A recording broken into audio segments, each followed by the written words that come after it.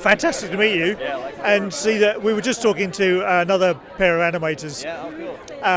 And they said it's quite bizarre coming out of their little studio, darkened studio, into the big, wide, bright lights. What's it like for you? I can, attest to that even more so. That I made this on my own for 4 years, just not funded, completely just on spare time. And so to be here now, you can kind of imagine it being just something you're never even in your wildest dreams thinking this could happen, with a personal project essentially that you're just chipping away on in spare time.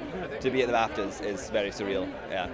And is this the kind of film that you could have made 15 or 20 years ago, or is it the technology has changed to the point where it's become so small and portable, firstly for the camera side, but also the animation side? Yeah, it's a good question. There would be a version of this film, definitely possible, 15 years ago, but for the fidelity I was able to achieve with the tools that are at disposal for the commercial market that I could just have access to, it's amazing what you can do now with just like at home with some software and a lot of time and patience and a lot of tutorials and how to do all of it. But it's all there for you, and yeah, I mean it's like you can almost as a one person team achieve a sort of studio look.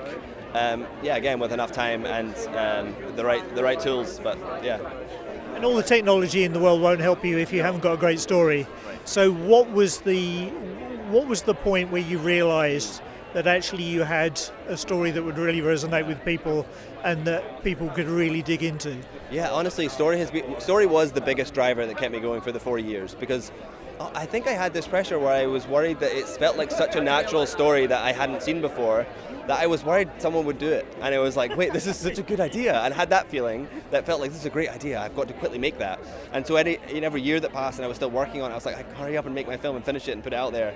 And I think there was that element, and I've written shorts in the past, and sometimes it takes a bit more work to sort of get them over that line and break the story and get it working, and maybe some parts feel a bit more forced. This story just came together, and that's when I knew I had something, because the story just all the themes started to fall into place and all the metaphors started to work, and the symbolism with the sort of contrasting of the two seasons was all just perfectly, it was just aligning really nicely without as much forced effort. And I think that's when I knew, I think I've got something here that not this, I didn't know this was happening, but I knew I had something that was better than I'd done before. Yeah. Let's talk about this. When you've made all that in your little room, and then you hear that BAFTA have seen this. I mean, firstly, to hear anybody sees it, it's got to be a start. But then to have BAFTA see it and want to elevate it because they see it as such a fantastic piece of work. I know. I mean, honestly, I respect BAFTA for elevating this type of, like, the most independent film you can get to this, like, the highest stage in the UK for film. So in that regard, like, that is just like the biggest honor. I'm in this privileged position where I get to be here. I've just already won. I'm just enjoying everything and soaking it all up, and this is more than I could ever have imagined, so I'm just loving it.